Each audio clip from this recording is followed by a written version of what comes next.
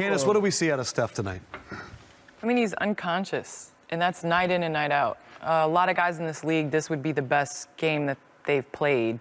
Steph does this on a nightly basis, and I think we take it for granted, but I just think Golden State is so great now. They're good with him on the floor offensively, but with him off the floor, they're terrible. And so I think just realizing that he's going to have to score 40 night in and night out for them to even make a push to make the playoffs. Right. Yeah, that's tough.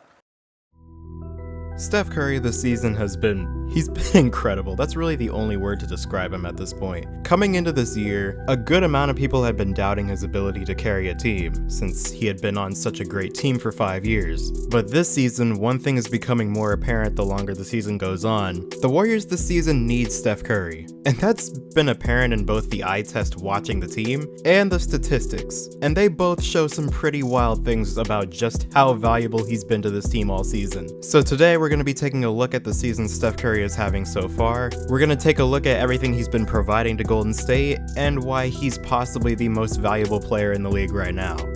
So let's get into the video. So real quick before the video starts, only a small percentage of you guys that watch my videos are actually subscribed, so if you're watching this and you're not subbed, please hit that sub button. It only takes a split second and it helps out a lot. Also be sure to like the video. That also takes a split second and it helps the video do a lot better in YouTube's algorithm, so I would really appreciate that. So in the intro I mentioned that Steph Curry definitely has an argument for being the most valuable player in the league. This does not mean that I am calling him the MVP. I understand the Warriors are 10th, and so he's not winning MVP. But just the fact that they're 10th this season is incredible. Okay, I know that sounds like my standards are so low that they're in hell right now, but once I actually talk about why that's so crazy, it'll make a lot more sense. But for now, let's just talk about the basics. So Steph Curry this season is averaging 29.7, almost 30 points, 5.5 rebounds and 6 assists, and he's doing this on 48% from the field, 41% from 3, and 92.5% on free throws for a true shooting percentage of 65%, which if he keeps that up, wouldn't be that far off from what he put up in 2016, where he had a true shooting percentage of 67%. But unlike 2016, Steph is currently doing this with less spacing, and all defense is focused on him and him only. And people might say, well, defenses still have to pay attention to Andrew Wiggins. They do not care about Andrew Wiggins, as you see here. Literally an unprovoked double team off of him. And that's been the story of the season. Steph is putting up these numbers, and almost every game it seems like we have a new screenshot of the defenses that teams are playing to try and stop him, and it still isn't working. And that play has the Warriors at a 23-20 record in games where he plays. Most of Golden State's problems this season have come when Steph Curry is off the floor, because Steph Curry has missed 8 games so far this season, and in those 8 games, the Warriors have a record of 1-7. In a full 82-game season, the Warriors with Steph have a 44-win pace. Without him, they have a 10-win pace. Which, don't worry, this gets crazier, because when we talk about a player's impact on offense, Steph Curry has been the most valuable player on offense this season, and it really isn't even close. Real quick shout out to Jimmy, but here's a chart of the top 10 leaders in offensive plus minus so far this season. Down here you'll find some of the usual names that you'd expect to see in a chart like this: LeBron, Dame, Giannis, James Harden, so on. But Steph Curry seems to be missing from this chart.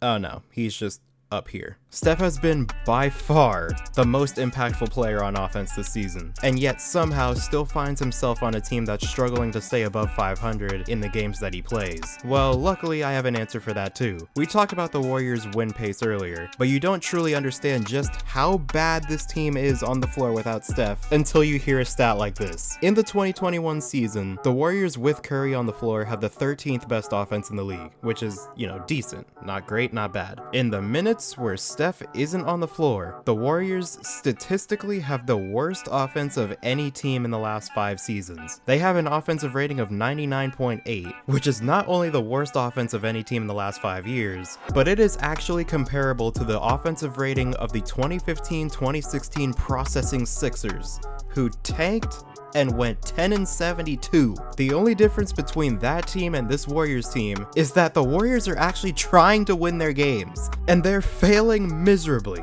And the most extreme example of this was just last week, when the Warriors played against the Toronto Raptors without Steph Curry or Draymond Green in the lineup. They lost by 53 points, but before the end of the game, they managed to give the Raptors a 61-point lead. How do you go down by 61 points to another NBA team? And the worst part about this game was the fact that Toronto came in having lost 13 of their last 14 games, and they were missing Kyle Lowry. 61 points. But probably the most underrated part about Steph Curry's performance this entire season has been his performance in the fourth quarter, because so far this season, Steph has been unbelievable in the clutch. He's currently averaging 6.7 points in the fourth quarter of games while shooting 51.3% from the field, 50% on threes, and 98.5% on free throws. Out of 68 fourth quarter free throws this season, he's only missed one. But in order to get an idea of what he's actually been doing, we need to compare him to someone. So let's go straight to the top. Damian Lillard has been considered one of, if not the most clutch player this entire season, and his numbers definitely support this. But Steph and Dame play different amounts of time in the fourth quarter, so we're gonna adjust this to per 36 minutes so that they're on the same playing field. And under this criteria, Dame averages 35.7 points, and Steph averages 44. And this is one of the reasons we saw Steve Kerr finally put Steph back in earlier in the fourth quarter in the game against the Milwaukee Bucks. I say finally because based on these numbers, so many of Golden State's close losses this season could have been prevented. And this is something that Warrior fans have been complaining about not only this season but in years past, is Steph Curry's rotations, especially his fourth quarter minutes. Because they may have been able to get away with it in the past, but this season there's absolutely no excuse to not be adjusting his minutes to the situation. But speaking of close losses when Steph plays well, the Warriors have had 5 losses this season where they lost by 5 points or less. And in those 5 games, Steph Curry is averaging 38.2 points. Like, imagine if you take away 5 losses and add 5 wins to Golden State right now. All of a sudden, you go from 24-27 to 29-22, which instead of 10th seed would put Golden State at 7th right behind Portland. But instead, Golden State is clinging to a play-in spot. And now you see why Steph Curry's fourth quarter minutes have been a huge concern. Because you're asking two-way players and rookies to go out there and clutch up while you have arguably the best offensive player in the league spending extensive time on the bench in the fourth quarter. It's just so backwards. But this video is not a Steve Kerr rant because trust me, we will get to him eventually, but not today. And with that, I'm hopeful that I've taught at least some of you about the impact that Steph Curry has had on Golden State this season. Now, will it result in a playoff spot?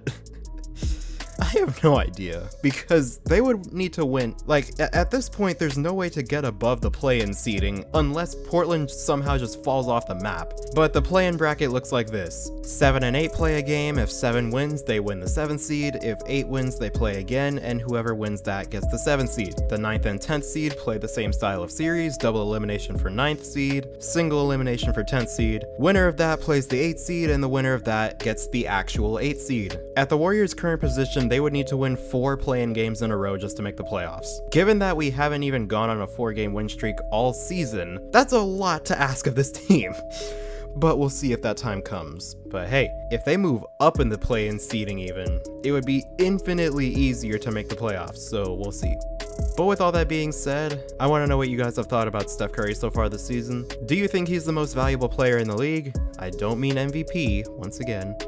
But if you don't, I want to hear why. I think it's an interesting conversation. But I hope you guys enjoyed this video. Subscribe if you're new. Hit the bell to be notified when I upload. Comment down below what you want to see next. And as always, I'll see you guys in the next one.